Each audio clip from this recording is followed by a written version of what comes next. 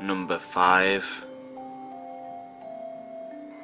So this happened about 2 nights ago, while I was a little buzzed with 2 friends. The city my campus is located in isn't the safest, but the campus itself, and maybe a mile radius of it, that I've always considered to be very safe. It was about 11:30 at night, and we were walking from one of the friends' apartments to my dorm. Not even a 5-minute walk, and you can see our campus from our apartment. We had smoked and drank a little, so we were feeling pretty good, and not really paying attention. As we walked down the main avenue to get to the turnoff that leads into campus, we heard some guys shouting behind us. There were 2 of them, and at first it was just, "Hey baby, you girls are cute," and things of those natures, so we weren't really worried, although these men were at least 30, so that was a little bit weird. As they kept yelling, we decided to speed up a little. There are a few cars coming and going at this point, but no one else is really out on the street because it was Thursday. After we sped up, they started yelling again, and I can still remember exactly what they said because it scared the shit out of us. "I know you ain't speeding up because you're scared. You guys scared, are you?"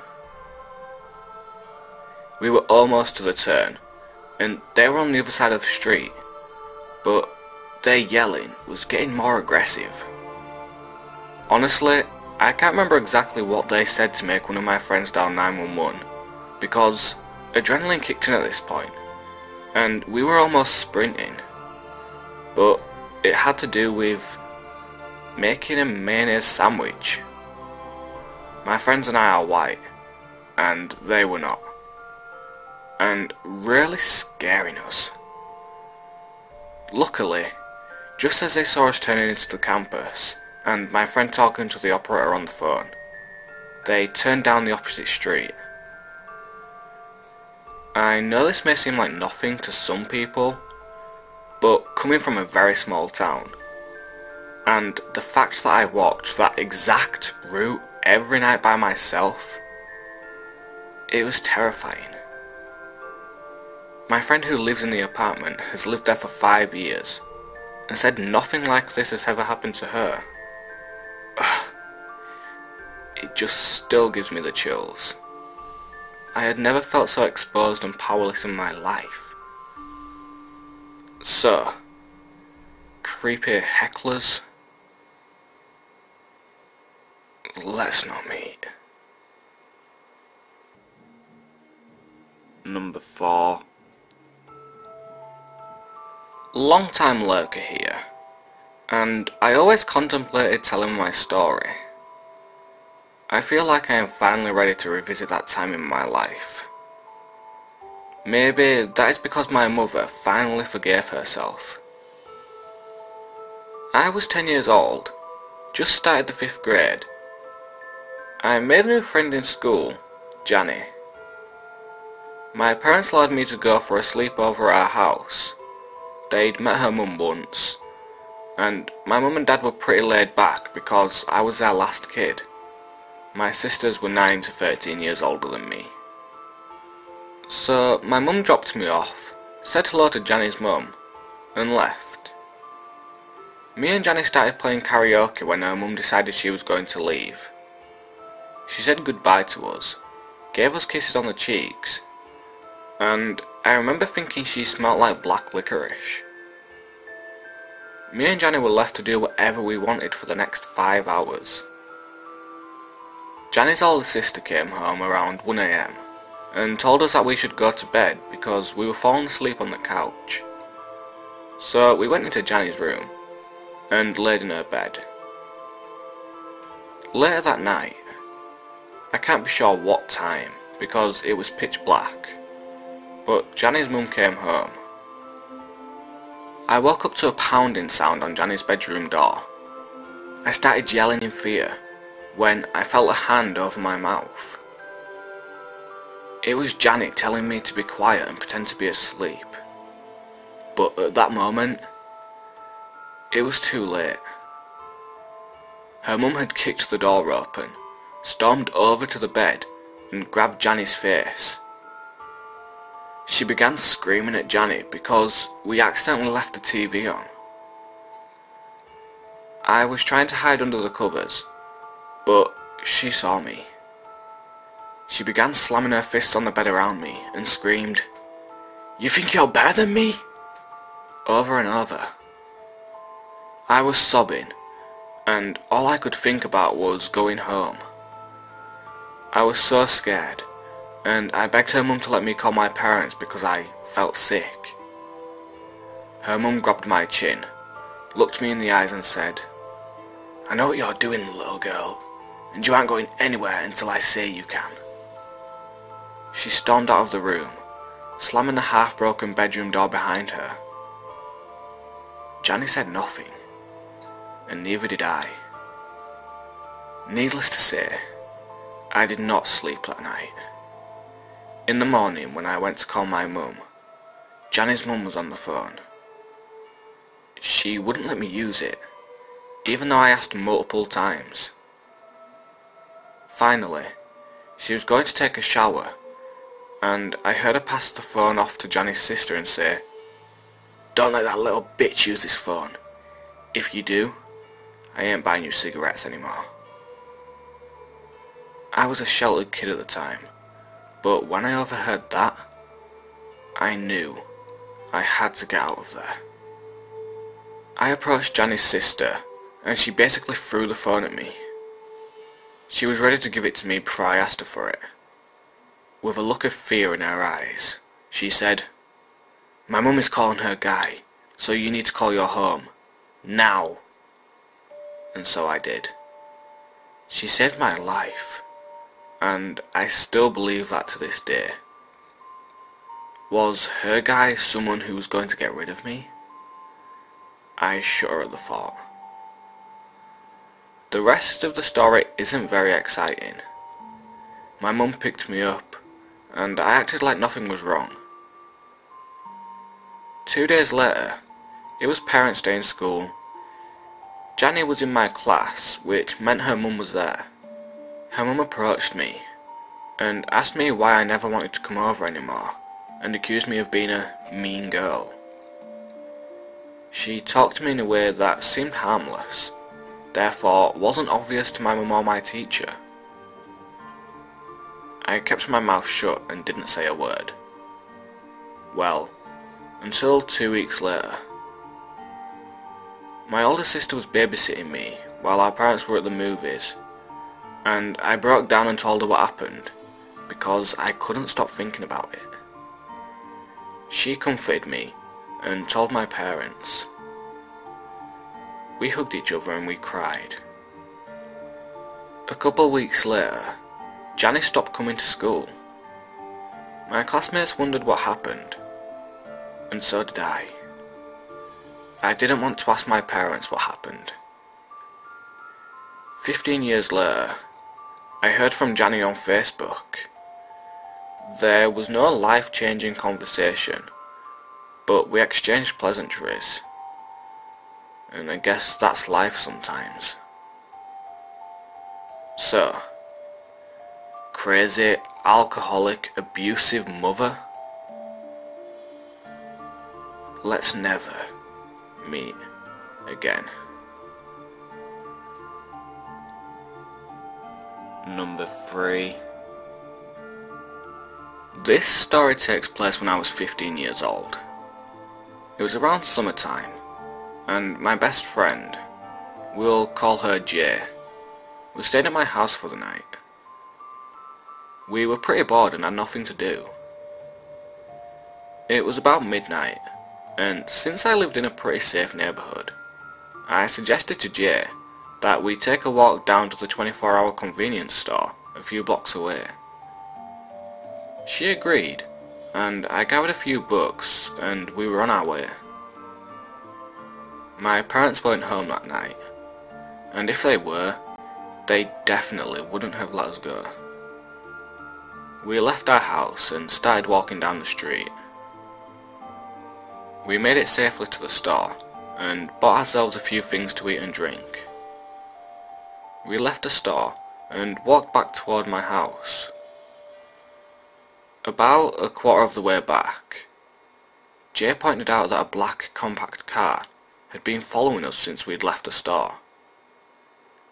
Me being me, I told her she was just paranoid and that they probably just live around here. It had been a few minutes after that when I realised that the car had in fact been following us. I told Jay that we couldn't go back to my house, in fear that they would then know where I lived. I pulled out my flip phone and held it by my thigh. Jay asked what I was doing, and I told her I was taking a picture of the car, along with the license plate. Jay suggested that we start to run, and cut through some backyards to lose the car. I said it was a good idea, and we booked it. We cut through about 10 yards till we got to a street which I was unfamiliar with. Jay didn't know where we were either, so we just walked to the end of the street to catch some street signs. We found that we were a while away from my house, but it was nothing we couldn't handle.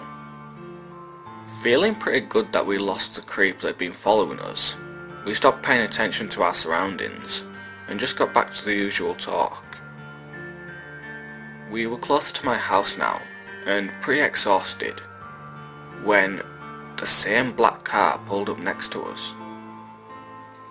The driver's seat window rolled down, exposing a man in his mid-40s. He explained that he needed help with direction and asked us to help him. Jay asked the man why he was following us earlier and told him it was a bit creepy. The man laughed a little and told us that he wanted to ask for directions, but we ran out before he could stop. Jay walked closer to the car while I kept my distance and asked where he was heading. He said he wanted to get to a friend's house but couldn't find the street. All possible situations were running through my head of why this guy had actually stopped us. As Jay turned away from the car, the man grabbed her by the wrist. Jay pulled away and yelled, "What the fuck, man?" The man then said that he had a gun and told us to get in the car, and that if we didn't, he would shoot us. Jay is now standing next to me, and I whispered to her, "Run. If you run, I will shoot you," the man said. "I took a picture of your license plate," I confidently said to the man. Sure enough, the man rolled up his window and drove away. Looking at each other, me and Jay both thinking what the fuck's just happened. We walked home that night being scared shitless, knowing that I had just had a good chance of being kidnapped, or raped, or anything like that. I'm pretty fucking lucky that the man probably didn't have a gun and was really fucking stupid. Number 2. So, this happened last year when I was 20. I'm a 5'1" female living with my mum and little brother. My parents are divorced and my dad is homeless, and this is important for the mum story. So, how my house is laid out is a sunroom, living room, kitchen, laundry room, and 3 bedrooms. The bedrooms are on one side of the house. Mine is in the middle, and I'm the only one with 2 windows. This happened over a period of a week or so. So, onto the story. I'm laying in bed, playing on my phone, when I heard 2 knocks on the windows behind me. It kinda freaks me out, but I just ignore it. Well, the next morning, I go up to our garden, and I notice the gate is wide open. and I had closed it tight the night before. So this creeps me out more, and I tell my mum, who immediately blames my father. Well, I know it's not him, because he's at the river with friends. So the next night I'm in bed trying to sleep, when I hear someone walk past my window. I froze and kept quiet as they walked towards my backyard. The next day, I went out to the fenced-in part of my backyard to refill my dog's water, when I heard someone walking at the back of the property. So I called my mum and tell her there's someone there on our property. Her response, "Is it your cat?" I tell her no, because I'm looking at him where he's sitting by the redwood tree. Then she tells me to go up and take pictures and tell them to leave. Yeah, no, I'm overweight and couldn't run to get away. So I just go inside, lock the doors and grab a bat. So this happens for another few days and nights. Well, the last night it happened, I heard the footsteps and I immediately call the cops and tell them what's been going on. So they show up and there's two of them, so they go up either side of the house and to the back, but they don't see anyone. So I meet them at the front door and they tell me that the person wasn't there, and if it was to happen again, to call immediately. It hasn't happened since, and I asked my dad if it was him and he said no, but it could have been his junkie friend looking for him. Later be noticed, someone had tried to get into our basement garage thing. So, creepy possible junkie? Let's not meet ever. Number 1. This happened to me when I was 19, which would have been in 2003. I was born and raised in a small town, and I was pretty sheltered throughout my childhood and teenage years. I was always warned about stranger danger, but had never really been in a bad situation before. That is, until this happened. After high school, my best friend Jennifer moved to Los Angeles to attend USC. I would say that at this point in my life, I had never even been to a truly large city before. So when I went to visit her, it was a bit of a culture shock for me, especially things like the subway, bus and train systems. Everyone seemed to know exactly where they were going with no help from anyone, and it was overwhelming to me. Luckily, I made it to her dorm okay from the airport. I stayed for a week or so, and we had a great visit. Jennifer and I were always together, which made navigating public transport fairly easy and comfortable. However, on the day I was to head back to the airport, she had to work. I didn't want her to worry, and I felt fairly comfortable after riding the bus and subway throughout the week.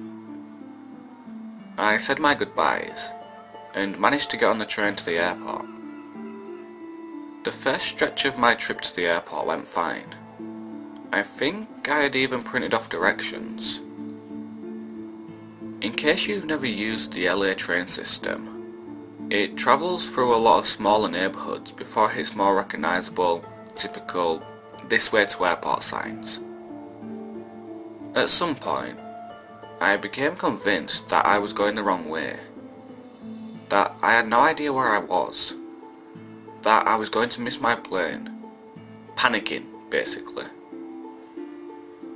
I got off at the next stop and found the map of transit lines, studying them like they were written in Greek.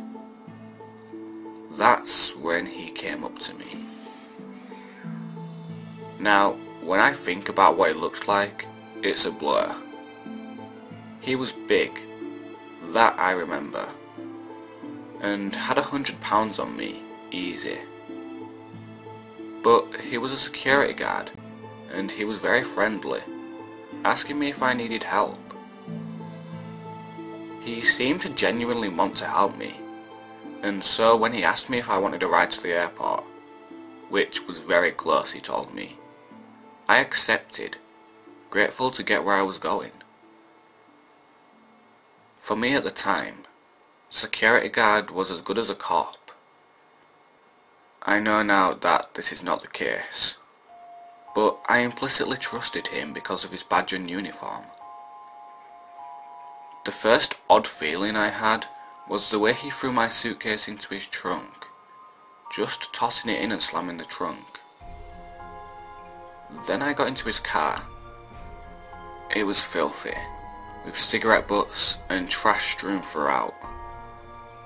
I remember not knowing where to put my feet, and had to put them on top of piles of garbage.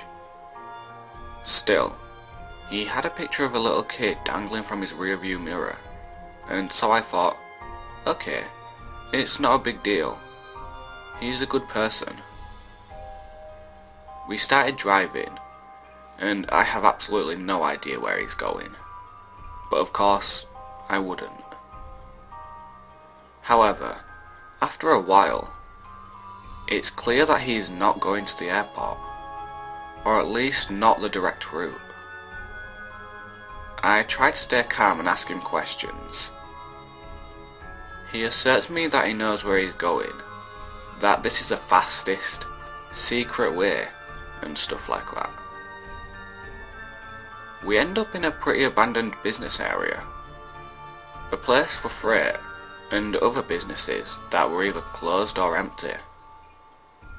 There wasn't a soul in sight, just deserted stretches of road. He began circling the same streets, retracing where he's already been. At this point, I am freaking out, but I don't want him to know how scared I am. It's here that I feel like I wake up to the bad position I am in. He had these reflective sunglasses on and was smoking cigarette after cigarette. After a while of me asking where we were and where we were going, he stops talking altogether, just refusing to answer me. After a long period of driving in silence, he starts to ask me about my underwear, how long I'd been wearing it, what colour it was. At first I played along, trying to be cool, I guess. I made up the colour that they were, saying that my boyfriend wouldn't like the conversation and stuff like that. I tried to placate him, not wanting to make him angry. Then, he told me he would give me $100 just to see my underwear, and began to reach over and try to touch me, my knee and thigh. I just told him no, not interested, and he did not stop trying. At this point, I am fully aware of the danger I am in. The only thing I wanted was to be able to get out of the car. I began to think how bad it would hurt with how fast we were going. I begin to tell him that if he just wants to drop me off, I can have someone come get me. I remember trying to make him think that none of this was a big deal, that he could just leave me and that I would be fine. I just wanted to leave the car. I kept trying to remind him that I had a plane to catch and that I was worried I wouldn't make it. Though I imagined that I sounded calm, I know that in my fear I was shakily saying everything. It's hard to remember how long we drove around in what felt like the middle of nowhere. I was leaning far into my side of the passenger seat, thinking that I would just have to jump out if it got bad enough. And then, after a final refusal to let him see, touch or smell my underwear for money, he speeds up and leaves the area we were driving around in. He drives me to the closest train station, quickly, and pulls into the parking lot. Needless to say, I have never been so happy to see a train station. I quickly get out of his car and make sure people can see me. I can remember thinking that was important. He gets out, pulls my luggage out of his trunk, throws it out onto the ground, calls me a bitch, and speeds off. I did get to the airport and make my flight. I didn't tell anyone this story for a long time because I felt so stupid that I had put myself into this now so obviously dangerous situation. I still feel this way, but now I worried that I should have told someone, that maybe he did this to someone else who didn't get so lucky. Well, anyway guys, that's it for this video. If you enjoyed, then please leave a like, share and subscribe if you haven't already. If you have any stories of these which you would like to have shared, then please make sure to contact me and you may be featured in a future video. Well, anyway, I hope to see you soon, and I'll speak to you later.